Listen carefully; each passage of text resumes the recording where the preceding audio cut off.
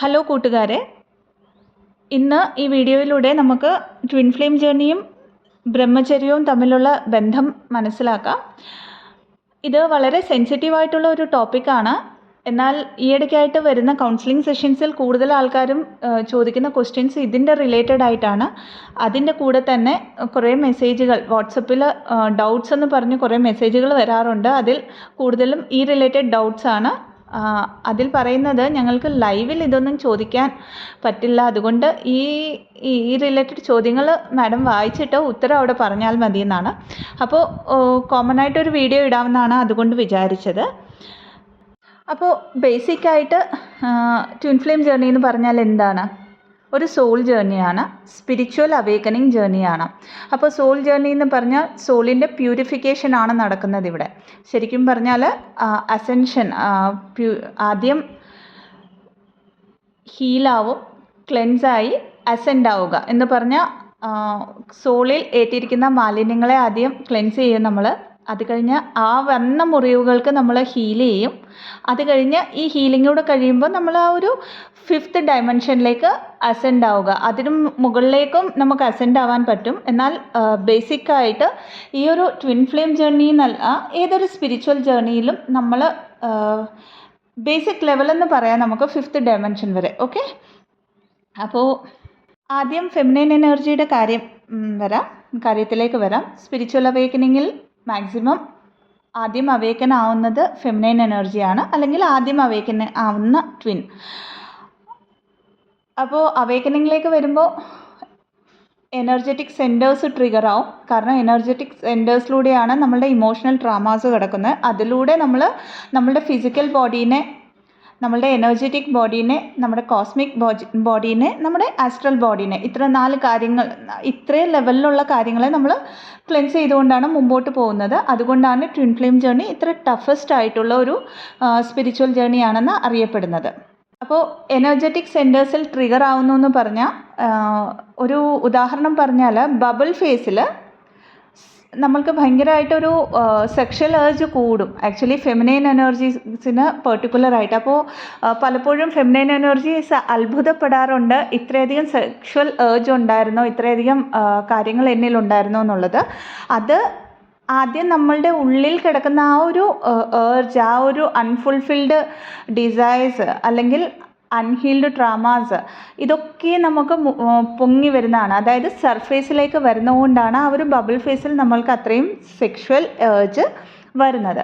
അപ്പോൾ ഇതെങ്ങനെയാണ് നമ്മൾ ബാലൻസ് ചെയ്യുന്നത്? ഇതിൻ്റെ റിലേറ്റഡ് ആയിട്ടുള്ള കാര്യങ്ങൾ കിടക്കുന്നത് നമ്മുടെ സേക്രൽ ചക്രയിലാണ്. അതായത് താഴത്തെ 3 ചക്രാസ് എന്ന് പറയാം. ഇൻ പെർട്ടിക്കുലറായിട്ട് സേക്രൽ ചക്ര. നമ്മളെപ്പോഴാണോ നമ്മുടെ സേക്രൽ ചക്രാനെ ഹീൽ ചെയ്യുന്നത്, അപ്പോൾ നമ്മൾ ഈ എനർജീനെ നമ്മൾ ക്രിയേറ്റീവ് സൈഡിലേക്ക് ഇൻവെസ്റ്റ് ചെയ്യാൻ തുടങ്ങും.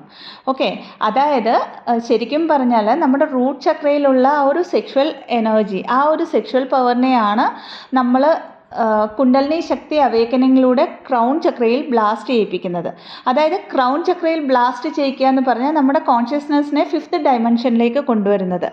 എന്ന് വെച്ചാൽ നമ്മളൊരു സോൾ ഫോമിൽ ആലോചിക്കാൻ തുടങ്ങുന്നത്, അല്ലെങ്കിൽ ആ ഒരു എനർജിയിലേക്ക് വന്നിട്ട് അവിടെ നമ്മൾ ബാലൻസ് ചെയ്യുന്നത്. അവിടെ വരുമ്പോഴാണ് നമ്മളുടെ ഉള്ളിലെ മസ്കുലൈൻ ആൻഡ് ഫെമിനൈൻ എനർജിയെ ബാലൻസ് ചെയ്യുന്നത്.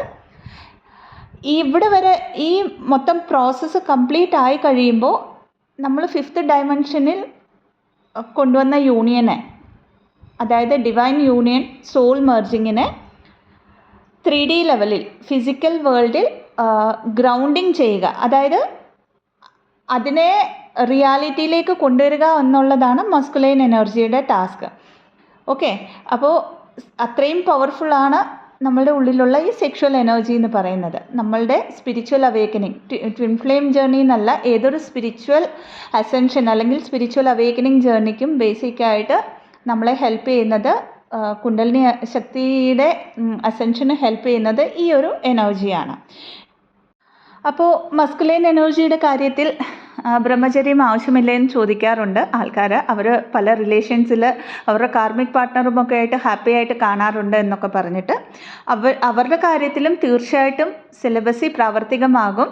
എന്നാൽ എപ്പോഴാണോ ഫെമിനൈൻ എനർജി ടോട്ടലി ഹീലായി DMDF ബാലൻസ് ചെയ്ത് എപ്പോഴും ഒരു ഹൈ വൈബ്രേഷണൽ എനർജിയിൽ നിൽക്കുന്നോ, അപ്പോൾ അവരുടെ അസെൻഷൻ, അപ്പോൾ അവരുടെ അവേക്കനിങ്, സ്പിരിച്വൽ അവേക്കനിങ് സ്റ്റാർട്ട് ആവുകയും അവിടെയും പ്യൂരിഫിക്കേഷൻ നടക്കുകയും ചെയ്യും. എന്നാൽ കൂടുതലും നമ്മളെപ്പോഴാണോ നമ്മളുടെ എനർജീസിനെ, അതായത് ഒരു ഫെമിനൈൻ എനർജി എപ്പോഴാണോ തൻ്റെ ഉള്ളിലെ എനർജീസിനെ ബാലൻസ് ചെയ്യുന്നത്, ഓട്ടോമാറ്റിക്കലി അവിടെയും ബാലൻസ് ആവുകയാണ് ശരിക്കും പറഞ്ഞാൽ ചെയ്യുന്നത്.